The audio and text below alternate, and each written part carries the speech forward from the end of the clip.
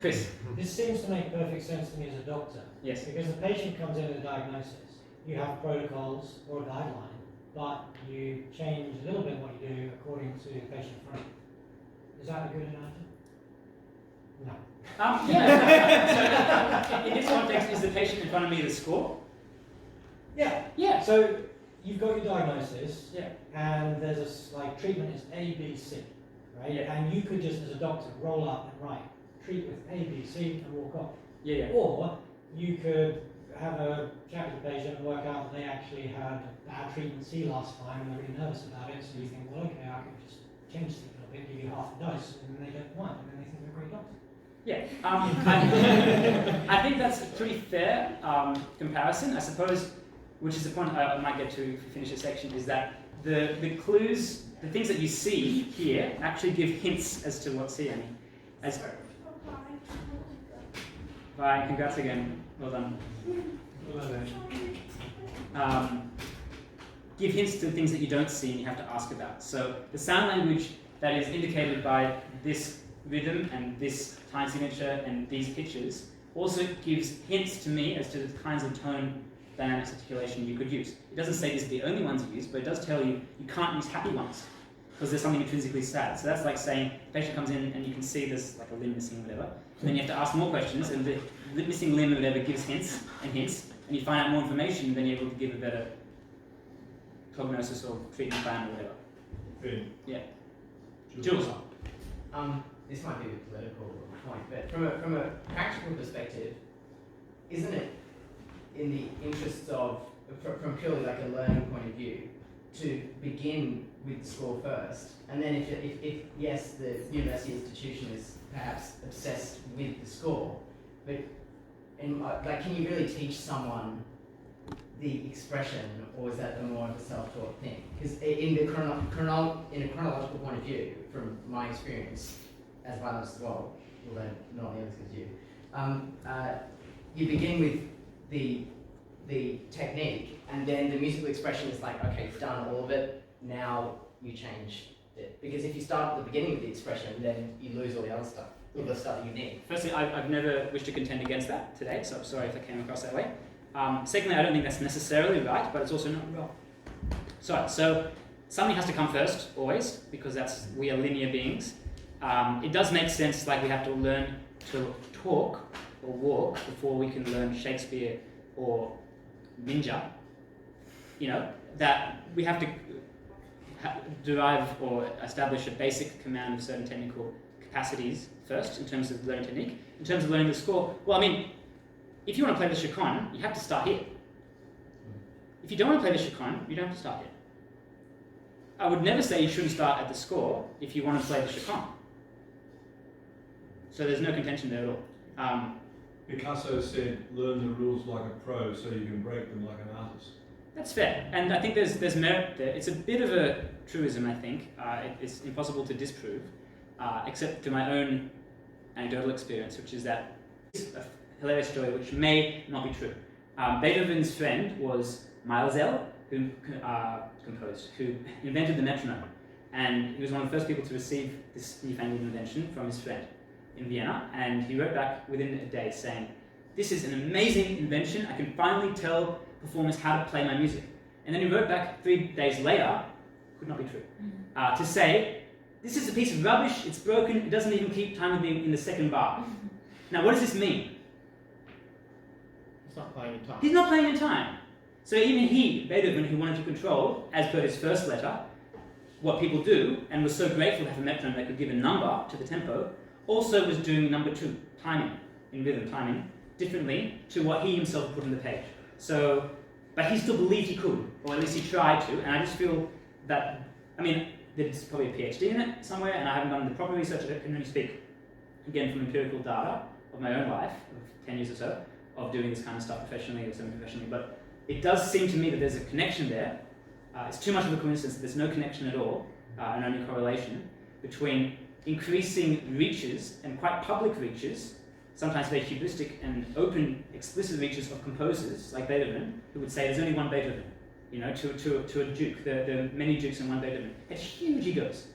Beethoven's a wonderful composer as well, who would reach and reach more and more control into their scores at the same time as, or at a similar time, preempting perhaps the decline of innate musicianship, which means the capacity to recognize pitch, timing, tone, color, dynamics, articulation, sound language, which we all know how to do when we speak.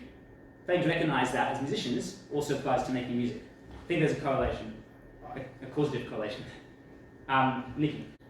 I was just going to say that I think I would have originally seen a correlation with the amount of information on a page with the audience size and what, like who was playing Bach Chacon? They were playing it to how many people? Not many, but then as we go through, as we get to Mahler, you know, these massive orchestras are playing it to massive audiences. And you've got to please the masses. And the way to please the average person is to probably just play what's on the page. I think there is sorry, you finished? You go. No, I'll let you finish. No, it's alright. That's yeah. I think there's a There's correlation. always got more. Me too.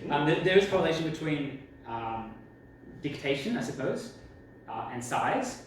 I feel. There's a pun there. I feel that it's not so much the size of the audience. For example, like Chet Baker, Paul Desmond played for thousands more than people listen to Mahler, right? Like they play for amplified in stadiums, whatever. Jazz goes places, and we saw that jazz was the least specified score, right? Yeah. So, but it's still music, and it doesn't matter if it's different genre. It's music, music, music. So, I think what does matter is the size of the ensemble, quite a lot. You don't need to put too much, so you don't have to organize people together when you're playing for yourself. With jazz, it's this extraordinary thing. The big band jazz stuff is actually highly composed as well, and people don't stray it. But then when someone takes a solo, does everyone know the difference between big band? Yeah. Then it's as free as what I showed you here.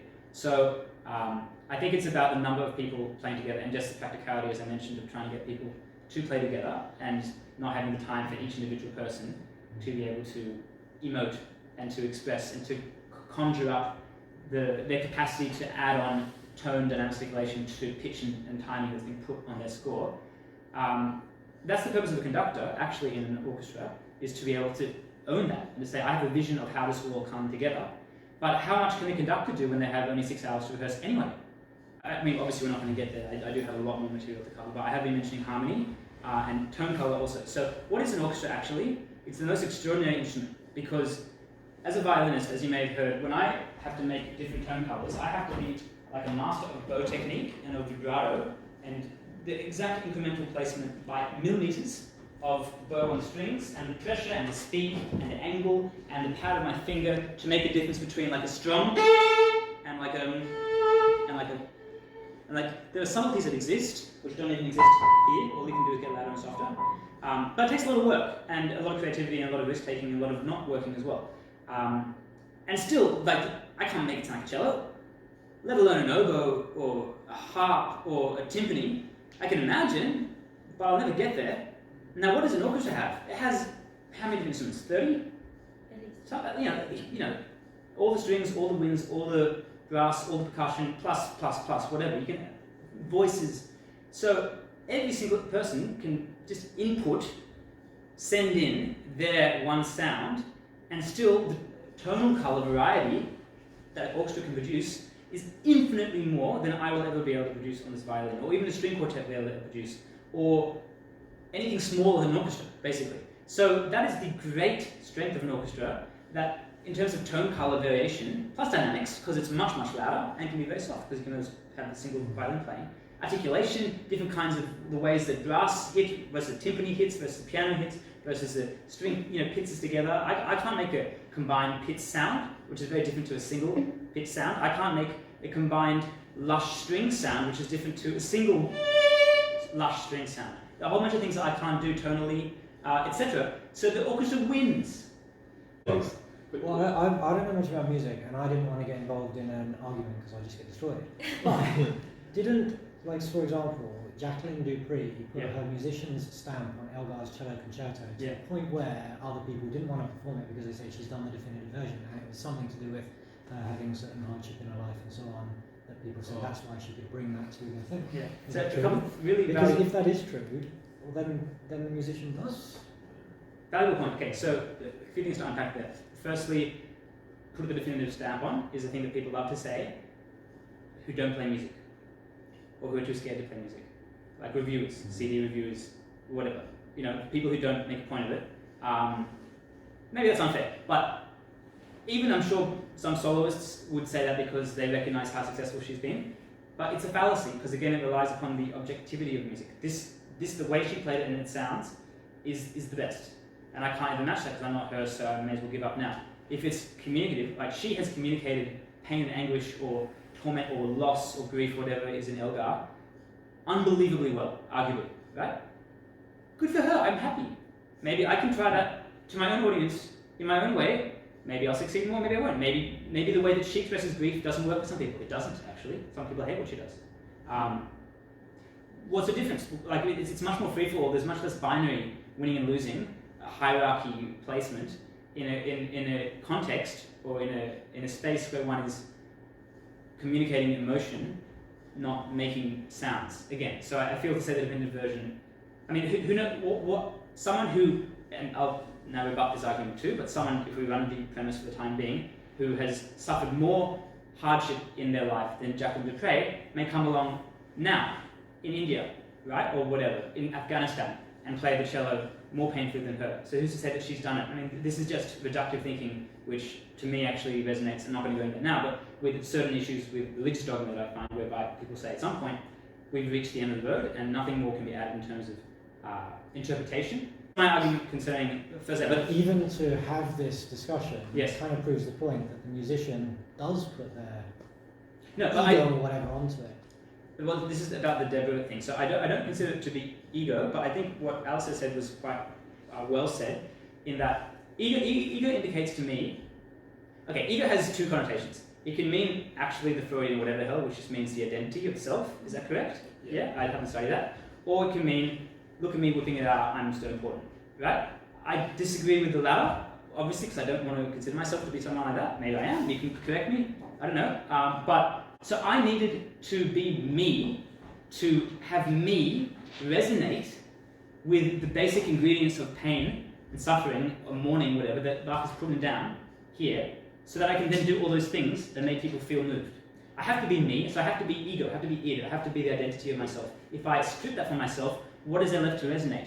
How can I use my sound language? How can I use the way that no, this is unusual to to re-record it. But I am someone who will sometimes be aggressive. Right, that's not true. Is it true? I don't know. The way that I speak sometimes is strong. Is that fair to say? You've probably said it's nice. Okay, so there. Now other people may have a very different way of grieving. There are many ways to grieve. You could maybe...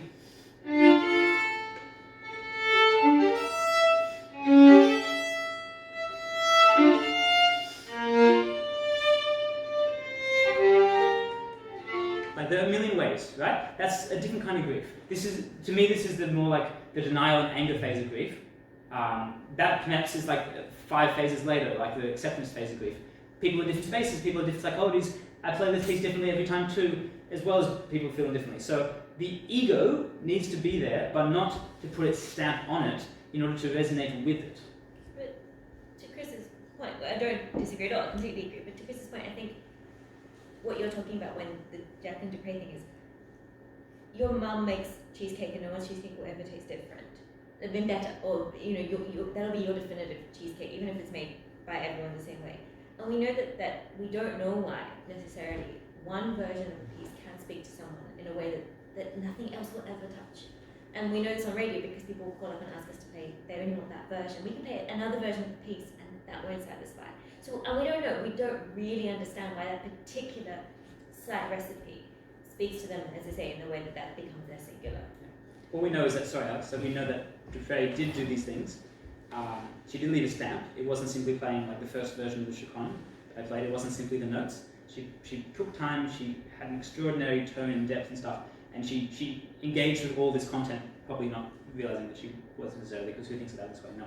But, yeah, and this is, sorry Alex, just in response to Chris, is that okay? Yeah. Just the second point I think is important to clarify, this argument that musicians can only express pain if they have had pain. I think it's true and false. I think it's dangerous for a start, obviously, you can see why.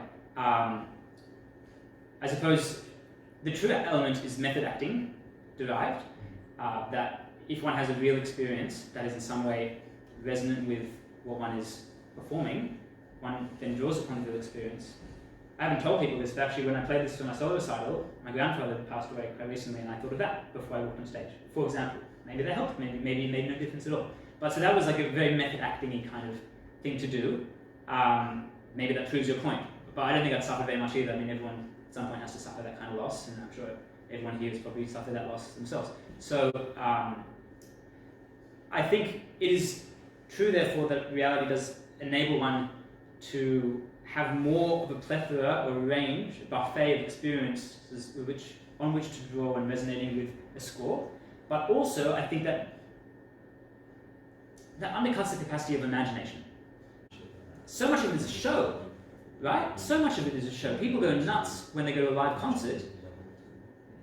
You listen to the recording, it's good, but are you jumping out of your skin and throwing your bra on stage? I mean, you know, probably not.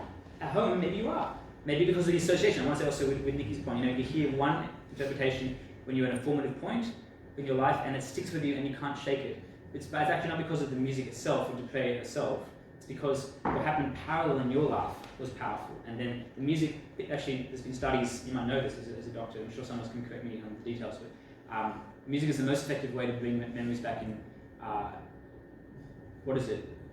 Alzheimer's, yeah, exactly. I went to a nursing home, the nursing home where my grandparents were, and I played once in the Alzheimer's ward, and someone who had been silent started singing. Been silent for 2 years. I was in year 11. I just played nothing. It's just music. It's just notes even. So it's somehow very deeply wired, and this is kind of like the point. The German philosophers talked about music being the most direct and the fundamental. Maybe you can correct me on this.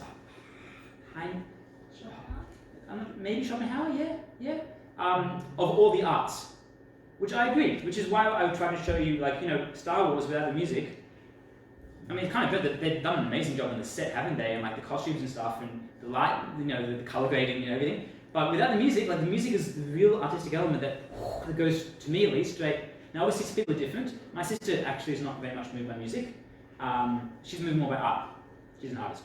But I think for most people, and that's like the testament of that, is the film music industry, essentially.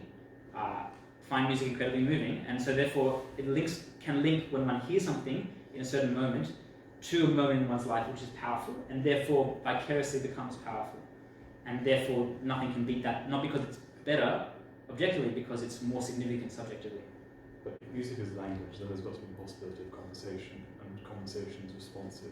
And so I wonder if when you play at weddings and funerals, for instance, whether that significantly alters the creative, the creative process. Yes, well said. Yes, so to answer that question, sorry Alex, thank you for reminding me. So, yes, I mean, this is just my preference, now this is really going off script, but thank you for staying.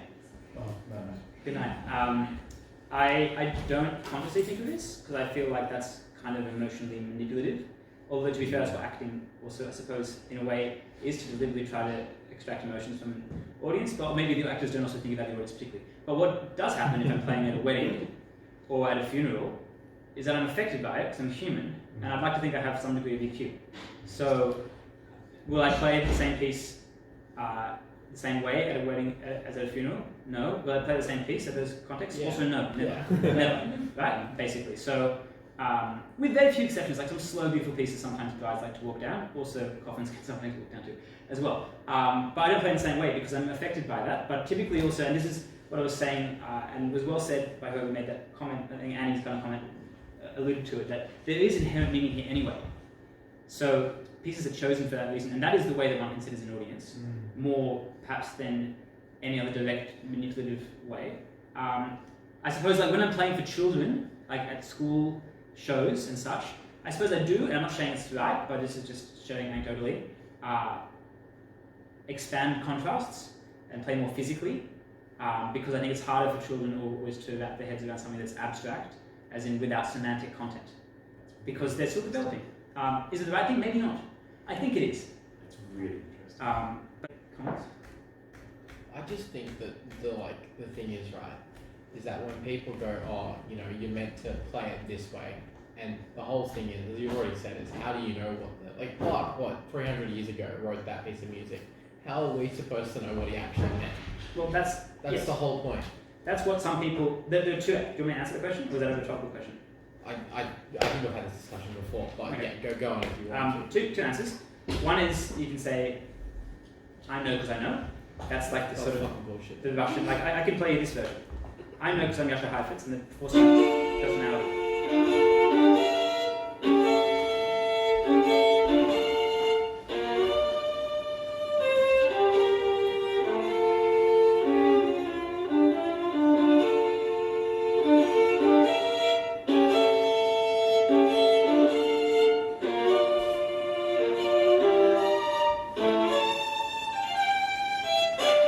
The most famous violinist who ever lived. Well, They think that they have the answer by thorough academic research. They read all of the treatises.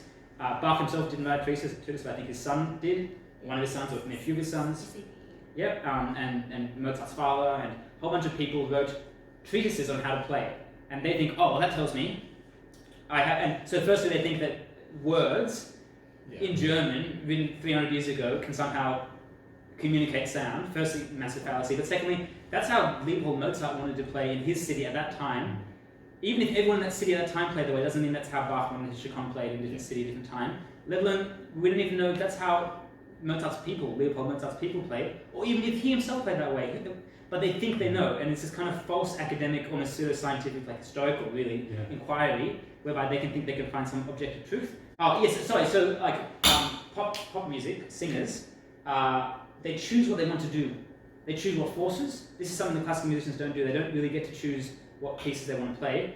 Only way they choose is based on the instrument. So like, that's one thing that Will and I also do differently. Like, there were only so many pieces that were written for violin and piano, a lot, but not as many as we wanted. So we played, actually the Schumann piece I mentioned went to a cellist, was actually originally written for cello or oboe. And she first said, why are you playing it? It wasn't for violin. Well, it could work for violin, they always said. Well, people don't care. The jazz standard idea, who's keeping track of what it's written for? What was it written for? Even some Bach, like the musical offering, is 6 parts for what? Of what? It doesn't even say keyboard, violin, string, voice. Who knows? He didn't write. It's just music. It's just the content, harmony and rhythm and stuff, and then we can work out the rest. Whereas classical musicians have become very paranoid, and well, if it wasn't written for violin and piano. So the point is, there's much more personal engagement in the pop world because there's so much more autonomy and agency. Let's rehearse. And also, well, actually, some pop music can be, especially when they record ultimately, highly, highly rehearsed. But a lot of it also, especially in jazz and the way that jazz informed pop, etc.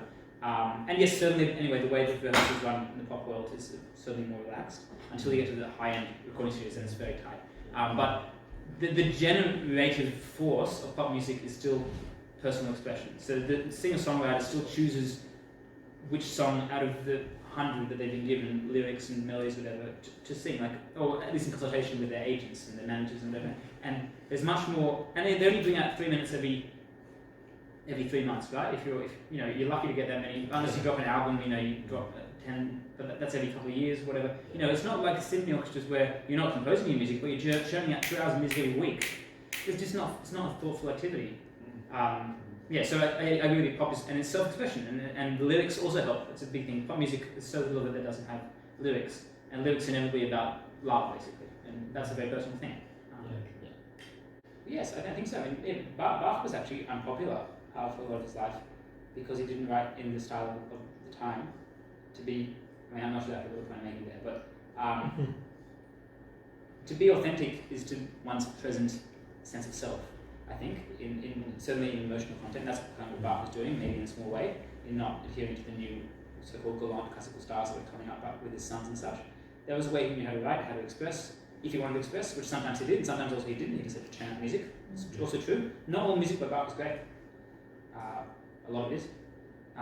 Same goes for everyone in the canon, but so the moment that we fail to be authentic to ourselves, we fail to be authentic to Bach, for example.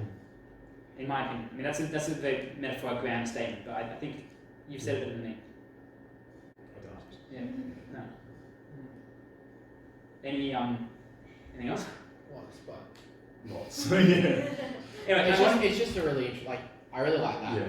That's awesome. That. Yeah. Yeah, and I suppose maybe Deborah didn't get it, but I wasn't trying to say that the gap is one's ego splattering semen on the page. I'm trying to say that the gap, and this is in my summary page, like everything, and I've only talked to you about a quarter, right? There's only sound language. I want to talk about form, which is shared with literature, like the structure where you're up to in a piece. I want to talk about harmony, which I've kind of talked about, and the tension and release of harmony and the meaning inbuilt in harmony.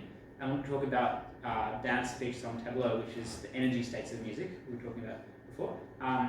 And all those things, I actually have a little picture of a little detective coming up somewhere. Here. How do we know what to add to the score? Sound, language, and form, which are shared with words, which have semantic meaning as well as harmony and dance, song, speech, tableau. They all give us clues. So everything is informed from that. So it's not like we're coming on and just splattering the page Jackson Pollock style. We're coming in and looking as a detective. And this is one of my favourite violinists alive, Christian Tesla, uses the word detective. So it's detective work, but not in a sort of hip, historically informed performance practice kind of doggedly academic sense of, well, this looks more like a tenuto than a staccato, so we're going to make this into a crotch instead of a quaver. That's just dogmatic adherence to a text. It's absurd. But I suppose, as you were saying, Alex, reading the subtext, looking at all the elements of music that have been pretty hit by the composer, the sound language that the composer's given us, the form which is dictated by the composer, except in jazz, harmony given by the composer, and clues about dance, song, speech, tableau, which are given, which doesn't make sense, I know right now. And from that, we formulate the full story. And the way we formulate it will inevitably, if it resonates with our person, be different for every performer, but will be, if done well, related inexorably and inextricably to what's already on the page, already given to us. So I'm glad you like the model, and I hope you see how the model, the gap model, isn't just like now we enter. It's we fill from what's already there. As you'd assume that the composers like Bach would have wanted. Absolutely. Yeah, that's the whole He would have point. died to see Heifetz play that. I mean, that's unbelievable. There's no emotion. Yeah, also he would have died to see, do you want to see Gitless? Oh, yes.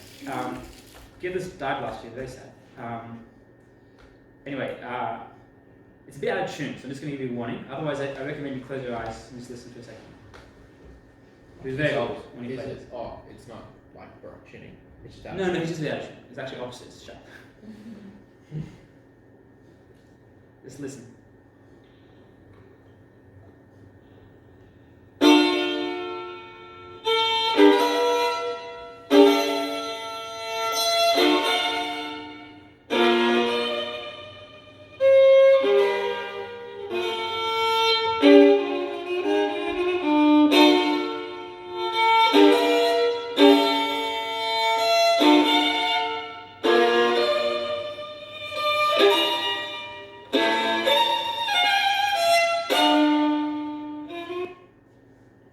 Wow.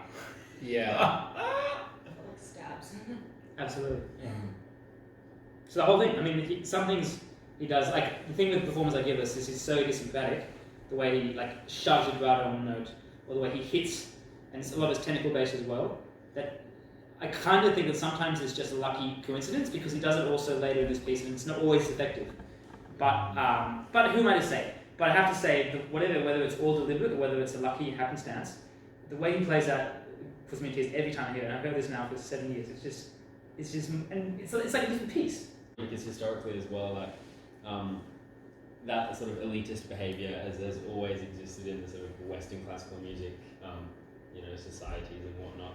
In the music industry, when the music industry was just essentially Western classical music, there was so much like pushback against basically other forms of music as wrong. Was there? Yeah. Was this in the 19th century? Even before that, 18th century, 19th century, as all these other music cultures were sort of emerging. Like folk music, folk music, but also music from Africa and whatnot, which is more rhythmic based. Even laws, copyright laws, when they were first created in England, made it such that you could only copyright something based on melody. So basically, all other music that was founded upon rhythm was essentially, was discarded. You couldn't profit commercially from it. I find it interesting how that there's always been, like this idea that the Western classical music, Western classical music is the highest form is the elite form of thinking, and that you can't go against that, and that's even to the extent of that other musics were wrong. But now it's more just that people that don't understand it or appreciate it for what was literally on the page are wrong. Very interesting. I wasn't aware of that. How does it fly, if you may ask, with things like under Adler or when classical composers did engage with perhaps caricatured versions of tropes coming from, say, Turkey or... I'm not sure. Okay. I'm not sure. Because I know they were quite popular because they were like exotic, and there was a period of Orientalism as well in the 19th century where pseudo-Egyptian kind of vibes. Nicky can always speak this Sanson and such, or not Sanson, he wasn't an Orientalist. So. No, he was African in Egypt and all that. Cameron's like an exotic. Yeah, no, but I think, so I don't know your name, so Alistair. I think what I was saying is so true is that it's always incorporated into melody. And so it was that melodic art that was being held differently. And copyright laws are fascinating. I mean, things with words are treated differently to things without words in copyright. And so, yeah, the way we treat things is more precious than others. And yeah, when we were at flamenco last night, and it's a rhythmic based thing, and as I said, the Catholics hated it because it pushed against what they thought was good, and they thought of it because it was rhythmic based as bass, and there's something wrong with it. I can't think of the word anymore. Sorry. And this, back to what I look at the difference between mind and body, because anything that was getting associated with body, which is like rhythm, whereas mind and melody are heightened. There's all these theological implications about this as well. Yeah, very interesting. So a lot of prejudice Huge to inform that elitism, which I agree is. But interestingly enough, historically, as the free market has been able to speak per se, that's when what the music. Well, not to say that there's obviously immense feeling that's inherent as well in what's on the page. It's some of it, not all of it. Yeah, not all of it, which is your point, of course. But it's so true. We've broken free. That we've broken free from Well, pop music is rhythmic. I mean, it's so much. It's a beat. It's all dance. Like that's what I was gonna say. Like people say pop songs, but actually every pop song is a dance because there's just an inexorable pulse. And but dance just means something that makes you want to do that. There's so much bark, of course, but remembering that in the court cultures before the free market of the late 19th century let people choose which music they wanted to consume, people were compelled by all sorts of forces, social force, religious force, to attend to the music that was being played for them because it had been prescribed in an almost medicinal way as curative for the soul or improving of the mind or the right propitiation to make to the social gods. So you've talked a lot about the type of commitment you want from the players, but what type of commitment, as somebody who is not musical in any practical way, what do you want from an audience? Well, I think what you said before was perfect. I would like an audience to have an open heart. An audience who isn't super versed in classical music shouldn't have a terrible problem with that because they won't necessarily have found their perfect version of a piece and therefore be listening to it concurrently. So that's cool, you have to worry about that. But I suppose I would like an audience that is willing to feel. But ultimately I put that on responsibility on the performer. I do have a high burden on the performer. If people don't feel, like for example, who didn't feel something in Gitless? Did anyone not feel when they just listened to Gitless? Did anyone feel like that was about the same as Heifetz? Well, I couldn't tell any difference, but that's because I'm not musical. You couldn't tell any difference at all? But is that part of the problem then? I mean, the average I person could can't tell tell, it's so they don't slightly care. different, but like then afterwards you guys were like, wow. That's interesting. So it's because I wonder how much is expert knowledge. So you couldn't tell any difference at all between the two versions? What about the two that I played? If you'd done like a blind test Yeah. and played me that and said, was that guy really good or was he not that good? Yeah, but that's the wrong question. Wrong question. The question was, how do you feel? Ben, Yeah. I did this with non-musicians, and they can't, as Chris says, to give a qualitative value or preference is hard because I think a lot of it is expert knowledge. So what I got them to do was say what colour came to mind. Okay. And what I found is that the more emotional ones, they had a more complex colour than the more simple ones. Yeah, That's so clever. I was just thinking of that. That's cool. Because I know a composer who associates music with colour. Some sort of synesthesia or something. Yeah, it's like, I don't know what the correct term it is, but yeah, it's really fascinating. Did that apply for you? Could you think of two different colours? If I watched them again, I probably could. But What about when I played the two examples? Any difference for you? Colour-wise? Or anything? well, no, because I wasn't really thinking about it like that. Right. I was just watching it, and then afterwards. That's fair. Afterwards, when everyone's like, "Oh, that was really good," I literally watched it flat behind, no idea whether I was watching something good or bad. Yeah. You know what I mean? No, I get that. And that makes sense also because like there's there's a huge number of things for someone who isn't a musician, hasn't seen a violinist up close for a while, or maybe ever. But it's different, for example, to when I watched you playing Four Seasons, which is a piece of music that I'm quite familiar with. Yeah, listened to it for years, blah blah blah. Yeah. And then again, and this is quite interesting because I didn't know whether you did it really well. And if there was some expert next to me who said, "Oh, he was rubbish," I'd be like, "Oh, really?" But as a non-musician, I was like, "Wow, he did that so well. That was amazing." But may I encourage or ask or inquire as to whether you can move the rhetoric possibly internally from doing well or not to just more subjective, like how did you feel as a receiver? So make it less about me achieving something and more about you receiving a communication. Does that make sense? Yeah, so I mean, I suppose it is actually like that. Like, if I feel an emotional response, I'll always think, "Oh, that was really amazing." So you jump the ship, so exactly. So if you feel emotionally, then you say, which is true from my perspective in this definition of music, the performance as well. But I suppose I'm curious as if you can inhabit the interim space, which is the emotion that you're feeling, before you jump to, well, I felt something, so he must have done it well. Can you inhabit that space more in the reception process? Yeah, I can. And you know, I do feel when I'm like listening to music, I'll get goosebumps and things like that frequently, and I'll feel certain emotions when I listen to music. But when I watch the Gillies, Gibless. yeah, I didn't really feel that. Yeah, interesting. Yeah. And then so afterwards, I only knew that I was watching something special because you guys said that was something special. Yeah, interesting. I always thought that's why I gave the preamble of its attitude and just give it a chance, because I've always felt that it's a bit expert knowledge, and typically musos only that really get it. And actually, my mum dislikes it because it's like rough and stuff like that. And I don't know, yeah. So that's interesting. So there is a point at which maybe things are not 100% universal, but also perhaps how much knowledge is required. If you listen now to the whole solo Bach partita, like once a month for the next 3 months, only perhaps you'd come back and it would be more known territory. Like it was, I don't know how long it took for you to know the Four Seasons to the point that you said you feel familiar with it and therefore knew that I was doing a good job. It wasn't really that I felt familiar with it. And another example is, you know, you told me to listen to Dvorak's Cello Concerto. Yeah. Well, I went away and I actually did that as my homework. And I put it in my headphones, I sat down on my lunch break, I think, at UTS, and I was just watching out some trees and running around. Just listened to the whole thing. And again, absolutely loved it. I had really quite a lot of emotion, you know, and I was like, oh, but in a way, if you hadn't told me that it was really good, would I have been sitting there being like, oh, I'm listening to something that's really good? Because he's a musician. Yeah, well said. So I think, like, I suppose there is a certain fluency that's required, as Nikki made the point earlier. Like when we teach in inverted commas children how to speak, we do say actually that was wrong. And this is how you say it. And a child possibly is not, well, actually, because a child doesn't have ambitions, a child actually is probably quite confident.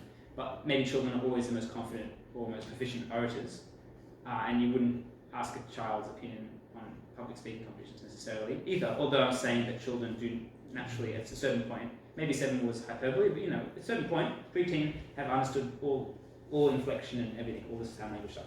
And I suppose that does require, actually, if you think about it, a lot of training informally, because they've been listening to how many thousands of hours, tens of thousands of hours of speech for that time. And I suppose my argument is that some things, like laughter and screaming and crying and whatever, you don't need to be taught, everyone knows that from the womb. But a lot of other things, like for example, pitch going up, meaning question, is that inherent or is that just the way that we've come to it? Could be either. It doesn't really matter to me, I just know that it's accepted, at least in the Western. I've been told that inflection actually differs, especially in Asian languages. I'm not